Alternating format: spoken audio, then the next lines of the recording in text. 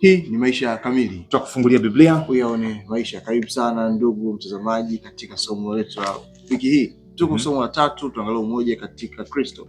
Na jana kwa na somo zuri na tatizo la makundi kanisani. Na ni kati mnajadili nilivyokuwa naangalia ile video ya kipindi chenu na mwenzangu. Nikafikiria somo la wiki iliyopita. Katika Wakolosai 1:19-20. Kristo alitupatanisha akatufanya kuwa kitu kimoja kupitia mwili wake msalabani. Sasa tayari habari ya msalaba imeshatuonyesha tunatakiwa tuwe kitu hichi kimoja ndani ya Kristo. Sasa tukisema tena mimi ni huyu, mimi na huyu, tunaubatilisha ule msalaba. Basi leo Jumatatu tunaangalia wenye msingi katika Kristo. Basi tuone. Mungu wetu wa mbinguni, tunakushukuru kwa kutupatia msingi wako ambaye sisi tulioko mbali na wale walioko karibu katuleta tukawa kitu kimoja kupitia mwili wako. Amen. Sasa leo hii tunaomba tena ukafungue macho yetu, ukatujaze na hekima na gani tunavyoweza kuwa msingi katika Kristo Yesu. Ni katika jina la Yesu Kristo tunaomba na kuamini. Amina. Amina. Msingi ndio unaobeba matofali. Tunajenga juu ya msingi.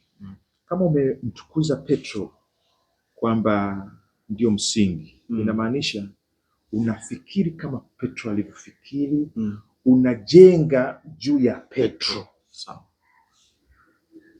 Sasa ile nayo ina matatizo yake. Kuna msingi ambao tunatakiwa kujenga na hakuna mwingine, ni Yesu Kristo. Huo ndio unaweza kuhimili kishindo, tukawa wakamilifu, tukafikia kimo cha utimilifu katika Mungu, katika Kristo Yesu. Sasa tunakumbusha haya mambo tunaposoma katika Wakorintho wa kwanza. Hebu tuanze soma sura ya kwanza, fungu la 2, 7, 8, 9, 10. Fungu la 2, 7, 8, 9, 10. Korintho wa kwanza, naanza. Fungu la 2 anasema, kwa kanisa la Mungu liloko Korintho, wale waliotakaswa kwa Kristo Yesu, walioitwa wawe watakatifu pamoja na wote umeanza na fungu la ngapi? Umesema la 2. Sawa. Wanaoliitia wawe watakatifu pamoja na wote wanaoliitia jina la Bwana wetu Yesu Kristo, kila mahali Bwana wao na wetu. Fungu ngapi nafuata? La 7. La 7, hata hamkupungukiwa na karama yote mkiutazamia sana kufunuliwa kwake Bwana wetu Yesu Kristo. Nafuata 8, 9, 10. Ambaye atawathibitisha hata mwisho, ili msilaumiwe siku ile ya Bwana wetu Yesu Kristo. Mungu ni mwaminifu, ambaye mliitwa na yeye mwingie katika ushirika wa mwanawe Yesu Kristo Bwana wetu. 10. Basi ndugu, nawasihi kwa jina la Bwana wetu Yesu Kristo kwamba nyote mnene mamoja, wala pasiwe kwenu faraka, bali mhitimu katika nia moja na shauri moja. Mhitimu katika nia moja. Haya, sisi ambao tulikuwa ndani ya Kristo Yesu, kulingana na fungu la 2, tulioitwa tuwe watakatifu pamoja na sisi. Inapokuja kwenye Bwana Yesu tulifanyaje? Wanasema wanaoliitia. Ina maana gani hapa kama sio kutiishwa? Maana unapoliitia jina la Kristo inamaanisha kwamba unajitiisha sawa, chini ya mamlaka. Chini ya mamlaka, lile jina lina nguvu juu yao. Kwa hiyo watu wa Kristo kila mahali wanaoliitia jina la Kristo, kwa hiyo wengine wanatambua yeye ndio Bwana, yeye ndio top. Kwa hiyo yeye ndio msingi.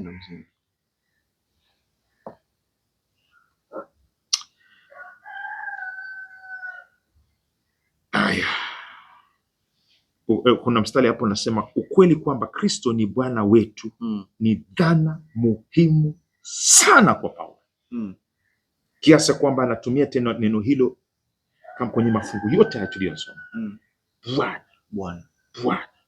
Bwana ndio msingi wenyewe, Bwana wetu. Sasa nataka nikuulize, huko kanisani mna makundi?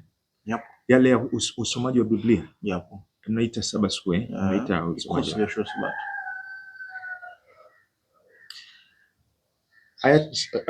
Yana tofauti na haya ya Korinto. Haya tunayoona Paulo anakemea hapa Korinto, yana utofauti au yanafanana? Yanafanana na utofauti kidogo kwa mbali. Hebu elezea kidogo. Kwa kufanana kwake ni kwamba kila mmoja anakuwa chini ya mwalimu fulani,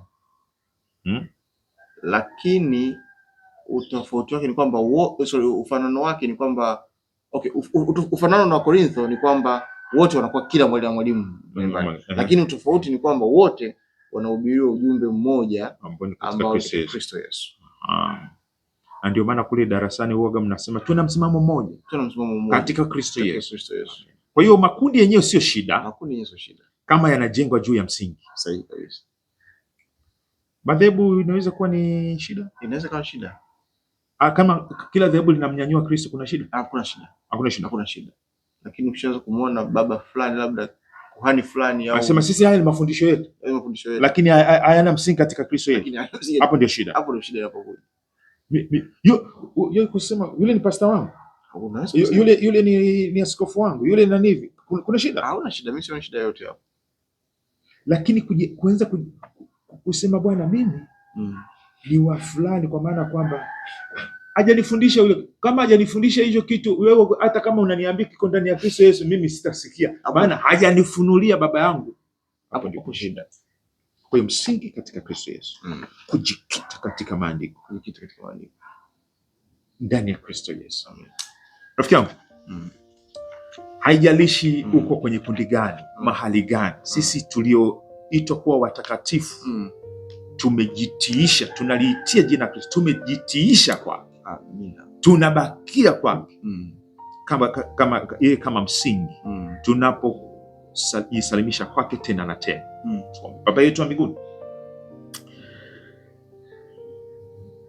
hiki kiburi cha kupenda kujiinua kama walimu, wanafunzi, kuinua vingine vyote kama msingi badala ya Kristo, leo hii tunabatilisha kwa jina la Yesu. Amina.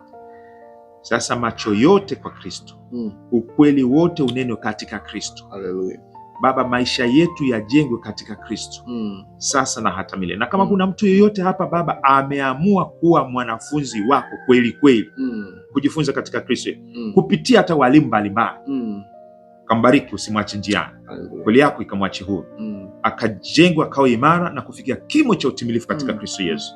Ndivyo tunavyoomba, na tunaomba turudishe tena kesho kwa masomo mengine kama haya, kwa jina la Yesu, amen. Amina. Asante sana ndugu mtazamaji, tunafikia tamati somo la Jumatatu. Mimi Arnold Lubinza, Enos Makalindile. Kesho Jumanne tunaenda kuangalia somo zuri sana na usema hekima na ukomavu. Karibu sana, hii ni Dar es Salaam. Amina.